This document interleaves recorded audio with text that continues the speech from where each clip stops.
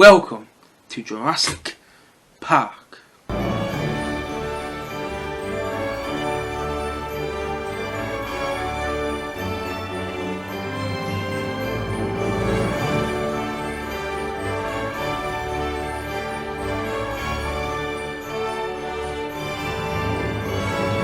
Jurassic Park. Oh my god, I've been so excited to see this review for so long now, and I finally got to see it in the cinema. So that's why I'm doing this review now. I finally got to see this film in the cinema, and so I'm so excited to be doing this review. So basically, Jurassic Park is directed by Steven Spielberg. Oh yes, oh yes, and it has music by the one and only John Williams. And the film has a huge cast, so I'm going to try and name them off the top of my head as best as possible. Basically, this film stars Sam Neill, Laura Dern, Oscar-winning Laura Dern now. The film also stars Jeff Goldblum. We also have Mazzello, Ariana Richards in there. We also have Samuel Jackson, Bob Peck, Martin Ferrero, and the one and only Richard Attenborough as John Hammond. If you don't know the plot of the film already, you're kind of living under a rock. Unintended. Basically, on island Nuba, 120 miles off the west of Costa Rica, dinosaurs have been, they've been made. They're back, and they are living on this island. They are living in Jurassic Park, and they have been made again through advancements in scientific technology, and through the mind of John Hammond and his team. John Hammond, played by Richard Attenborough in the film. And basically, Hammond invites two paleontologists, Alan Grant and Ellie Sattler. Alan Grant, played by Sam Neill in the film, and Ellie Sattler, played by Robert Dern in the film. He invites them two to come and see this island. And also coming to this island is Ian Malcolm, played by Jeff Goldblum, and a lawyer who wants to shut down the island before it's even open, played by Martin Ferrero. But basically, when they do get to this island and they finally see the dinosaurs, welcome to Jurassic Park. You see all the Brachiosaurus moving in herds, Then, everyone's shocked to see that, oh my god, he has created dinosaurs once again. And then they continue around Jurassic Park, and everyone starts, disagreeing with this whole idea of bringing dinosaurs back from, extinction. Dinosaurs were extinct for a reason, and they shouldn't be back. That's what Malcolm's saying. Malcolm, Grant, and Ellie Sattler all, disagreeing with this idea of dinosaurs being back alive. And the only person that's agreeing with Hammond that they should exist is, and I quote, the blood-sucking lawyer. But anyway, basically, Hammond still insists that these characters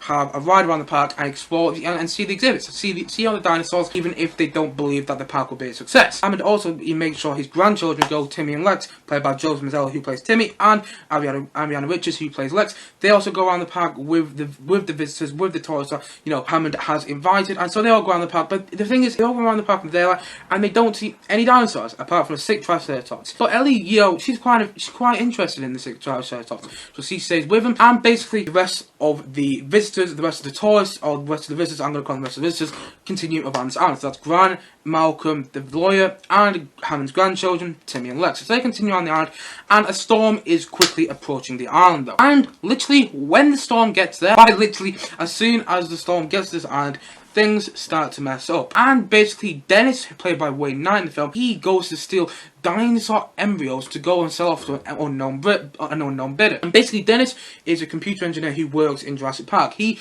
controls all the products, and he gets in the dinosaur embryos. He actually shuts down all the products, well, almost all the products in Jurassic Park, meaning that the dinosaurs are let loose. And basically, as these visitors approach the Tyrannosaur product at night, the T-Rex gets let loose. Because of the T-Rex, the visitors are quite literally all split up from each other. And basically, Grant is left with Hammond's grandchildren, Timmy and Lex, and Malcolm is left alone. Later comes into contact with Ellie and Bob Peck's character Muldoon. But anyway, for the rest of the film, Malcolm has to look after Hammond's grandchildren from dying from dinosaurs. Dinosaurs are roaming the park now. And at the same time, Hammond, Malcolm, Ellie, Bob Peck's character Muldoon, and Samuel Jackson's character Arnold are all trying to get Jurassic Park back on life. But they have little communication around the island, very little communication, little to none really, outside of the island. Basically, everyone's just trying to survive on this island, as well as Hammond, like I said, Hammond, Malcolm, Ellie, and Muldoon and Arnold are all trying to get Jurassic Park back online. At the same time, they're all trying to survive from, meat-eating dinosaurs like a huge T-Rex, which is roaming the island, as well as velociraptors. So, it's not an easy thing to do. But anyway, I think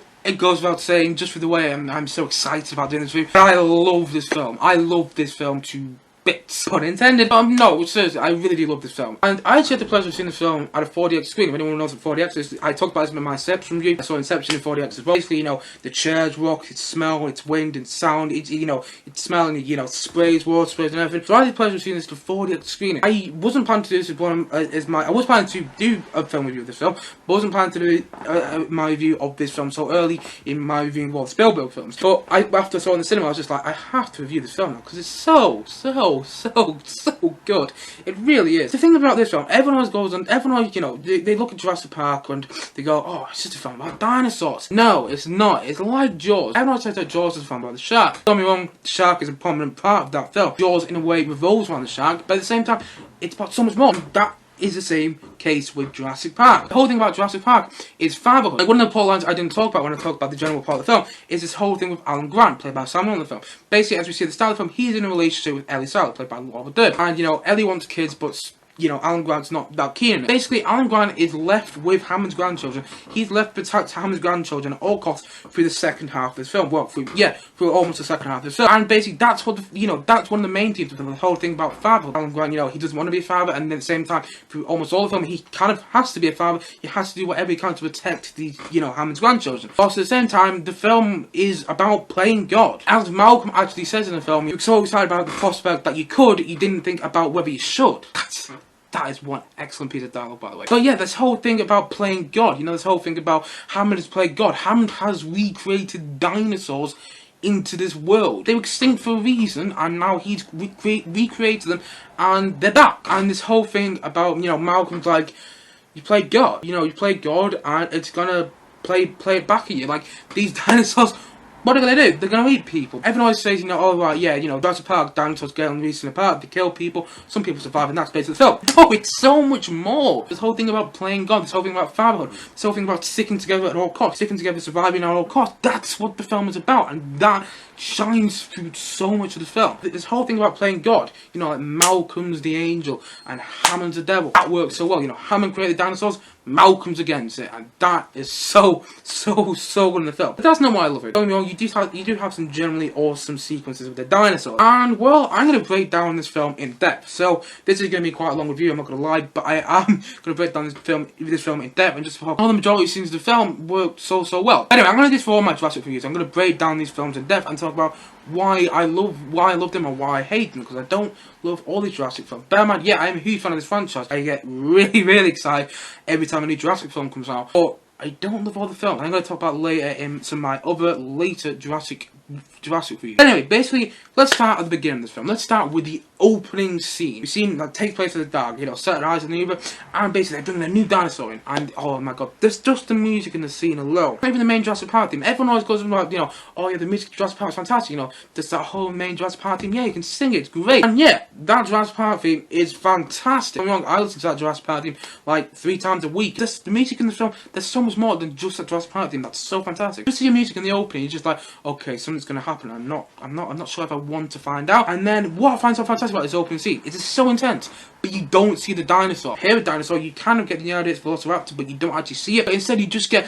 Bob Peck's character Muldoon going, shoot her, and just get extreme close on his eyes, and it's fantastic. The way Spielberg makes that scene intense without just seeing the dinosaur is so great. It's that whole thing with Jaws, like you don't actually see the shark in Jaws to the second half of that film. And that's the same with Jurassic Park. Yes, you see dinosaurs in the first half of the film, you see the Brachiosaurus, you see the six Triceratops, and you see the baby raptors, which I'm going to talk about in this review. But also, you don't get to see the meat-eating dinosaur, you don't get to see the big T-Rex to the second half of this film. Literally, I think it's about an hour or something in, you don't get to see the, the scariest dinosaur of them all. At that point, you're just like, wow. But anyway, I'm going to get into that a bit later. Going back to the early parts of the film, we get this introduction to the paleontologists, Alan Grant and Ellie Sattler. By the way, I love the way that Alan Grant talks to this kid in the opening scene. Like the kid like, oh, something scared about Velociraptor. And then basically, Alan just full on intimidates. Yeah, I think Sam Neill's great in this film. Just from that open scene, I'm just like, yeah, I really like Sam Neill. I think it's great. Then you find out the scene, Ellie and Alan are talking about, they don't really want, Alan doesn't really want kids and everything. And when I watch it back, it's kind of like irony. Like, you might not want kids, but you're going to have to look after them for the rest of the film. That's one of the things I think is so fantastic about the film as well. This whole playback quality, you can watch this film time and time again, and you'll probably still enjoy it more. In fact, I'm going to talk about that, especially quite a lot later in this review. Anyway, then you get the introduction to Hammond. This is when you finally first see John Hammond, played by Richard Attenborough. I think it goes without saying that you think Richard Attenborough is fantastic. He is perfect as John Hammond. This, this old guy that you can believe, he's really smart, a bit egotistical, but at the same time kind of lovable. He's really good in the film. I think Richard Attenborough is a fantastic actor.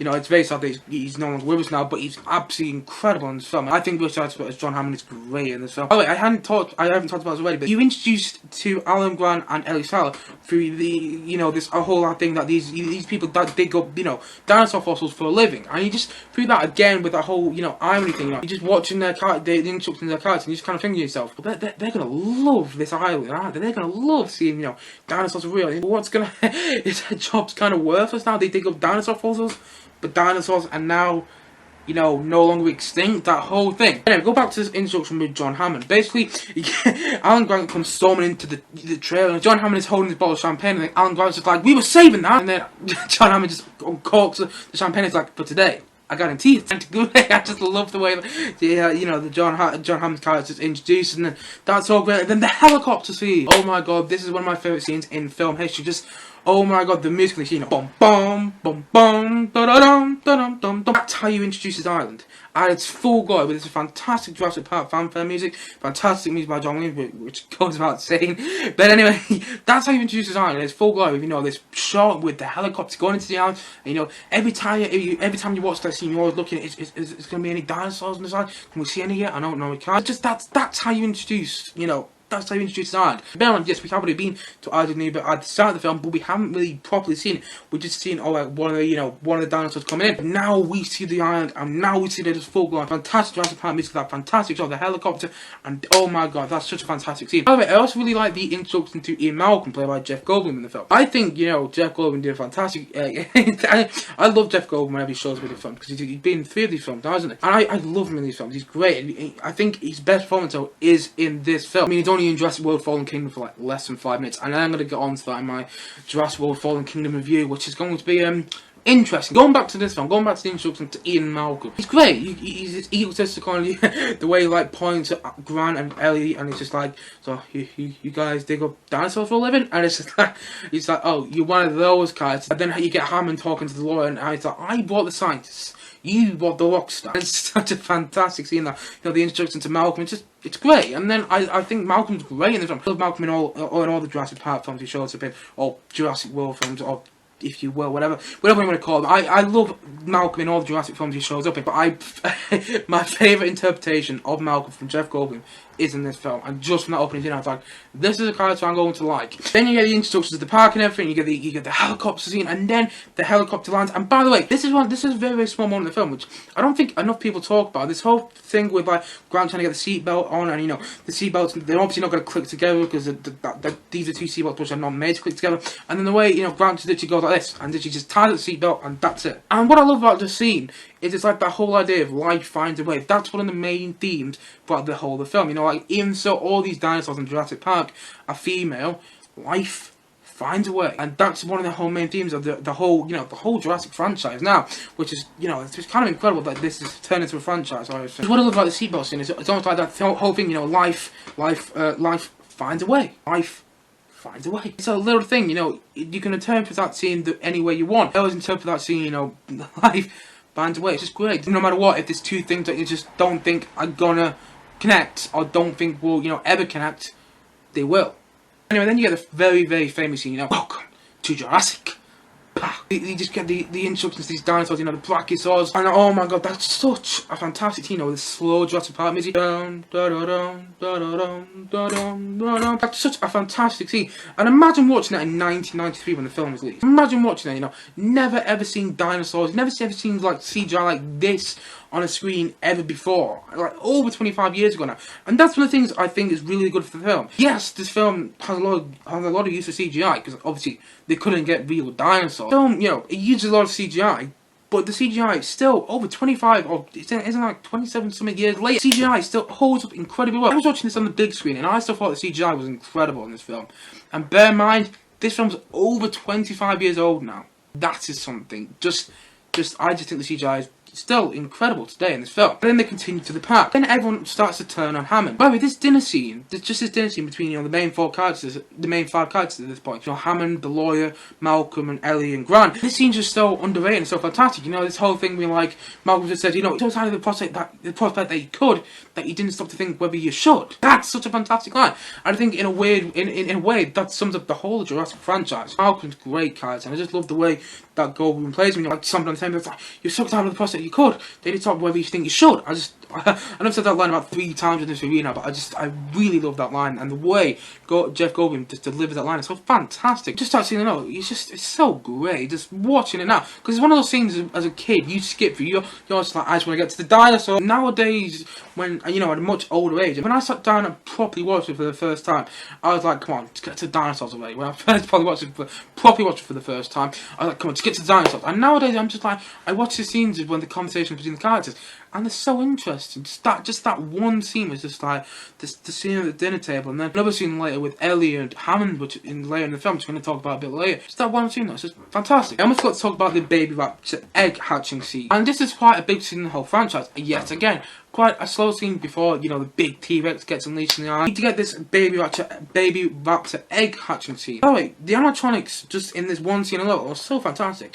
Honestly, it really looks like there are baby velociraptors hatching out of these eggs. It really does. And then you get so many small iconic moments in this scene alone. This is the first time you hear Jeff Goldblum's famous line as E. Malcolm, life finds a way. That's kind of how he delivers it. It's just like life finds a way. Literally just with the ers in there. I love the way Goldblum delivers lines. I love the way Jeff Goldblum just delivers his lines in any film. He's always got the ers in there. Just the way he delivers his line. Life finds a way. That line just has been used so much in this franchise. Also in the scene, you're introduced to Dr. Henry Reed, played by BD Wong, quite an important character in this franchise. He pops up quite later on in Jurassic World and Jurassic World Fallen Kingdom. But this is the first introduction to his character. Admittedly, he looked very young in this film compared to, well, Jurassic World films, which were made like 20-something years later, or, how many years later? Well, quite a long time later. He talks about velociraptors, and Alan Grant's like, you bred velociraptors? And then Dr. Henry was like,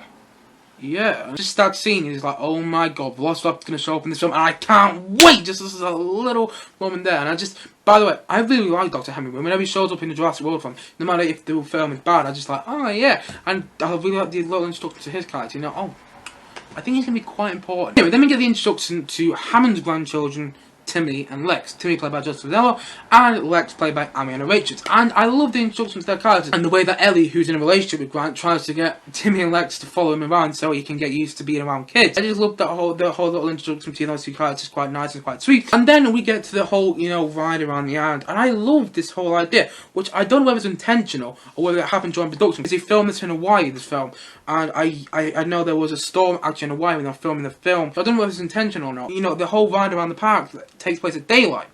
And then when everything started to go wrong, when Dennis steals the embryos and when the T-Rex gets released, that all happens during the storm, and then everything after is literally the aftermath of the storm. You get the calm before the storm, and then the aftermath. I don't know whether that was intentional when they were writing the script, and it works so well in the film. Whether it happened during production, I don't know. Again, it just works so well in the film. It's literally the calm before the storm when everything goes wrong, and the aftermath, trying to fix everything that went wrong. And that is so good.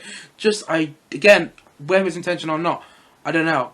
But it's so good. Then we get the scene with the 6 Triceratops. I quite like this scene. The Triceratops looks really real in the way that, Alan Grant literally puts his face down on the Triceratops. Again, it's fantastic. I love this little scene, because then, it shows you the way Ellie cares about these animals. She doesn't think they should exist, but at the same time, she still cares about them. She's feeling around the dinosaur poo, and then Malcolm's just like, remember to wash your hands next time you eat. Again, it's just, the comedy that Malcolm adds into this film is great, and that's quite a nice little scene. Ellie stays with the 6 Triceratops, and the visitors continue around the island. They still haven't properly seen any dinosaurs apart from the 6 Triceratops, baby raptors, and, Brachiosaurus. But again, they're not going to be any harm, really, are they? Anyway, one thing I want to talk about in this film is Arnold, played by Samuel Jackson. I must admit, I also get Samuel Jackson in this film. I think the performance in the film is fantastic, but I always forget he's in this film, and he has one of my favourite lines of the entire film. Hold on to your butt. Just that line alone, it's absolutely fantastic. But I always forget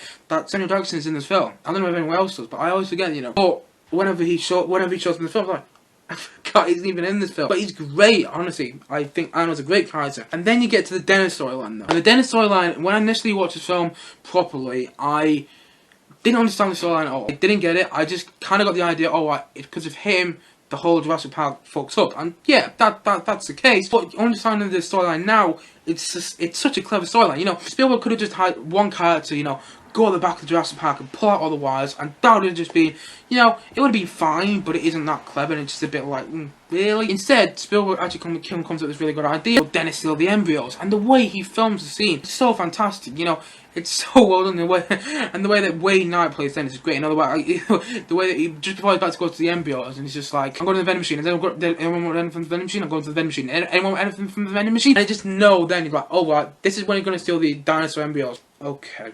Just from the way he plays him, you know, oh, right, he's one of those characters, you know, he's a smart ass, he's a nerd, and he knows it, and he's gonna play people. There's even one line in the film when, you know, Hammond's just like, their lives are in your hands, and you have butterfingers. He's just like, relax. Dennis is great in this film. You're not meant to like him. And I like that. I really like Wayne Knight's interpretation of Dennis in the film. He's great. The whole Dennis storyline, probably the most, you know, complex storyline in the whole of the film. It's so clever. I love it. Every time I watch the storyline, I always find out new little details about the storyline. Bear in mind, I watch this storyline like 6-7 times a year. Anyway, every time I see the Dennis storyline, you know, play itself out, it's so clever. The dinosaur embryos, you know, he's going up and selling these dinosaur embryos to an unknown person. John Williams music here, it changes. It's not big orchestral now. It's something different. It's sneaky, much more. Oh god, what's happening to this character? And it's so good. That whole scene, and then you get the famous T-Rex scene. And one thing, actually, I'll probably say one thing I love about the scene. There's loads of things I love about the scene. First of all, the CGI scene. I'm going to talk about the CGI first. CGI and the way the dinosaur, you know, the T-Rex changed from animatronic CGI is seamless. Still today, I can't tell in this scene when the T-Rex changes from CGI animatronics, because it's fantastic. I don't know how he did that. I don't know how Spielberg did that, but it's so, you know, this film is made so well, and I just can't tell when the dinosaur, when the T-Rex changes from animatronics to CGI, I can't tell. I can barely tell with any of the dinosaurs throughout the whole of the film. I must admit, there's one scene now that when I was watching this, I was like, okay, that's CGI, and I can kind of tell, I must admit. In this scene alone, just this incredible scene that, you know, you kind of been waiting for the whole of the film up to this point. This whole build-up, and by the way, Spielberg does this whole build-up so well. I love doing build-ups in this film. I've noticed that, you know, you don't get the shark to the second half of Jaws, and you don't get Peter Pan to, like, this, almost the end of Hook. But anyway, the way that, you know, the build-up to the scene, you know, it's so exciting. You've just been waiting for the scene so long, and Spielberg delivers. Almost now, when I'm watching this film, and you get all the talking scenes before, and it goes to the point where I don't care if see dinosaurs. Oh no, wait, that's worth it.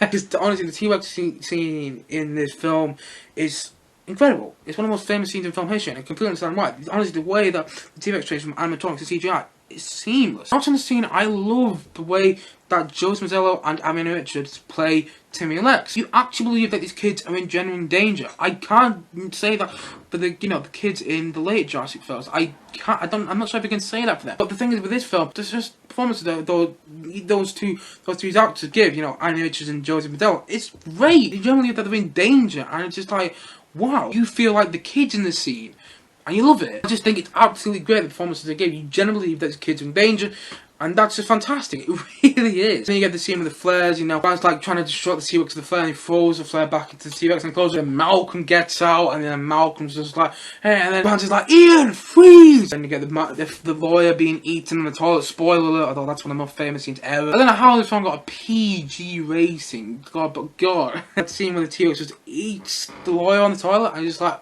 oh, okay. Fantastic. Only Spielberg could be so on edge and so scary and keep this film a PG. But then we get this whole thing with Arnold who's trying to get Jurassic Park back online, but Dennis isn't anywhere to be seen. And then we get the famous bit with Dennis. You have to say the magic word. You have to say the magic word. Arnold's like, please. It's so great. And then you get the conclusion to this Dennis storyline, and I think it's like the Diphliosaurus, whatever. Again, apologies for pronouncing the dinosaur's name wrong, but scene with the Diphliosaurus, and he's squirting venom on Dennis. By the way, Spielberg made that up. That dinosaur really didn't spit venom in it originally. That didn't happen. Spielberg actually made that up for the film, and it's such a fantastic scene. You know, just the way that it's spitting venom. I remember in the cinema when I saw it within my 4DX screen, I actually said, what's spraying on me? I was like, oh my god, this scene's fantastic. By the way, watching it in 4DX, it generally made me feel like I was in the experience of the film, like I was with the experience with these characters. I know yeah, 1993, over 25 years ago now. Still, I think this film has aged incredible. And again, I'm going to talk about that a bit later. As the T-Rex have quite literally split up the visitors on the other side of the island, Alan Grant is left with Timmy and Lex. And basically, there's a small moment in the film between Lex and Grant, which I just think is really, really good. Lex is like, oh, he left us. And then Grant is like, but that's not what I'm going to do. It's just such a fantastic moment. Let me get probably one of the most suspenseful scenes in the whole film. And this is what I love about this film. Spielberg just didn't rely on dinosaurs for the suspenseful scenes of the film. Sometimes that happens in the later Jurassic Park film, most notably Jurassic Park 3, which I'm going to review on this channel, which is going to be fun. Back to this one. This whole scene with the car and the tree, and, you know, Grant trying to get Timmy out of the tree before the car literally falls on him. It's such a suspenseful scene. And the whole thing is, Spielberg didn't rely on the dinosaurs just for the suspenseful scenes of this film. The car's falling down, it's a suspenseful scene, and the music as well, the music building up, and that's what I love. Like, Spielberg could have just relied on the dinosaurs for every suspenseful scene in the film, but instead he didn't. This isn't the only suspenseful scene that doesn't rely on the dinosaurs. In fact, you get the whole wire scene later on in the film, which we're going to talk about a bit more, where Tim's going to get electrocuted if he doesn't jump off the wire every time. Then, that's another fantastic scene where Spielberg didn't rely on dinosaurs for the suspense of this film. We get the famous T-Rex chase. Ellie and Bob Peck's character Muldoon and Malcolm are all in this car. They're trying to get away from the T-Rex, and that's a great scene. The T-Rex literally chase them. Again, another fantastic scene with the T-Rex, where the CGI, in my opinion, looks absolutely fantastic on the T-Rex. Then we get the scene between Ellie and Hammond, where Ellie's just simply having some ice cream, and the ice cream is literally melting again. Another fantastic, like, subtle way to show that the park is slowly failing. The ice cream is melting, the park's failing. Quite nice. Ellie's eating the ice cream and she's learning, and you know, they're talking about how the park is now messed up. Hammond's going on about his past. He used to work in a flea circus and Petticoat Lane. This whole scene is just fantastic. You know, in the middle of all this havoc going on and all this things going wrong in this park, you just get this scene that feels so out of place, but at the same time so in place in the film. You know, we had everything go wrong. Okay, that's fantastic. But now, let's talk about it. You know, films don't do that nowadays. You know, when things go wrong, everything just tries, you know, everyone's like rushing around trying to fix it. Whilst here, they just talk about the fact that things are going wrong.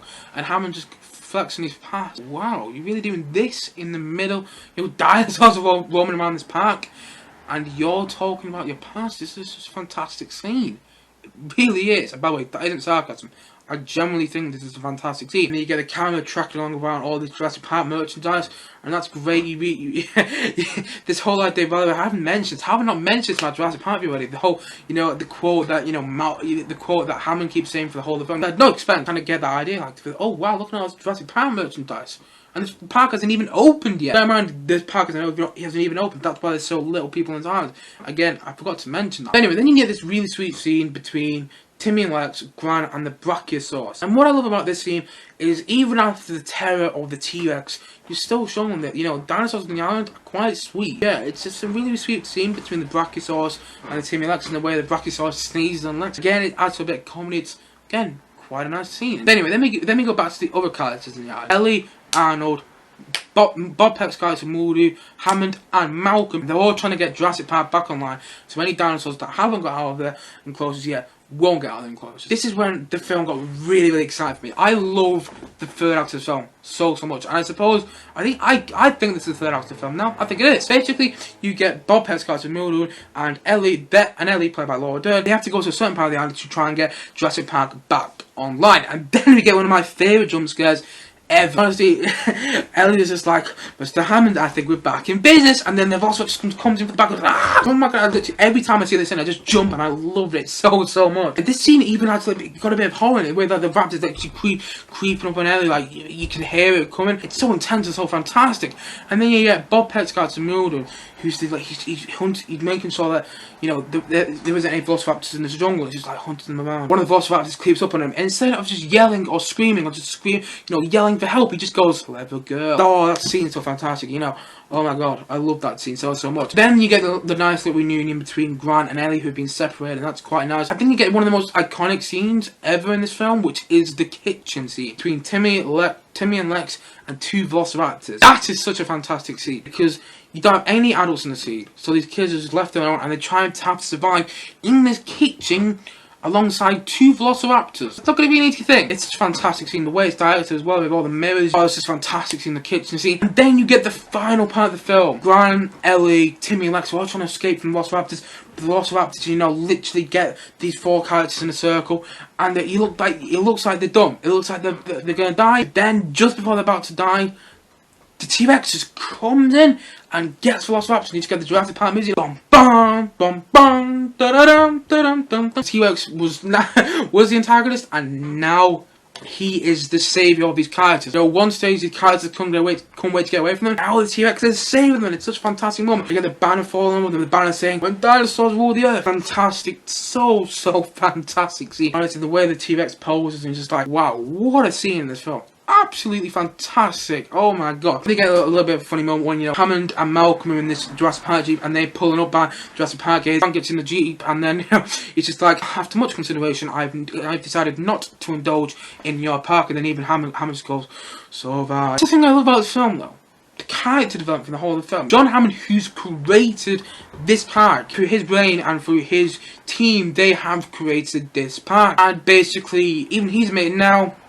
Yeah, maybe this wasn't the best idea. Also, the whole character development with Grant's character. At the start of the film, when he's talking with Ellie, he's like, we want kids. The second half of the film, he has to look after Hammond's grandchildren with, you know, as if his life depends on it, and that's so fantastic. And then we get the final scene of the film. Hammond just looks down the park, he's just like, he's really sad, and then, oh my god, and then the helicopter scene, Timmy and Lex are sleeping on Grant, and they're looking at them, and then they look out into the distance, and then you just get I think it's this birds, I think it's just pelicans or something, they're just flying outside, and then you're just like, wow. The last shot of the film is just so fantastic to look at. It's like, wow.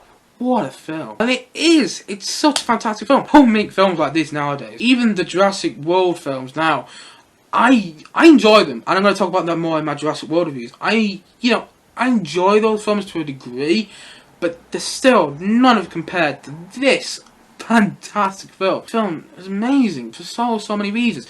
You know, it's not just a serious film. Don't get me wrong, you have to see really serious moments, but then you also have quite a lot of comedy. You know, Malcolm's character, when Ellie and Bob Peck's character, Muldoon, they find Malcolm, you know, on the ground after the T-Rex, and he's just like, remember to thank Hammond for a lovely weekend. A little bit of comedy like that, you know, Jack Goldblum, you know, as Malcolm spreads across the film. And also, by the way, you get the famous sexy Ian Malcolm. Like, that is, oh my god, that little moments of comedy sprinkled throughout the film. But the whole thing of, like, Malcolm being the angel and John Hammond being the devil. You know, John Hammond has created dinosaurs again. Dinosaurs that were extinct for a reason, and Malcolm is against it. We are on the side with Malcolm. The whole idea of playing with God, it's such a clever idea. Dinosaurs were extinct for a reason, and yet you brought them back from the dead.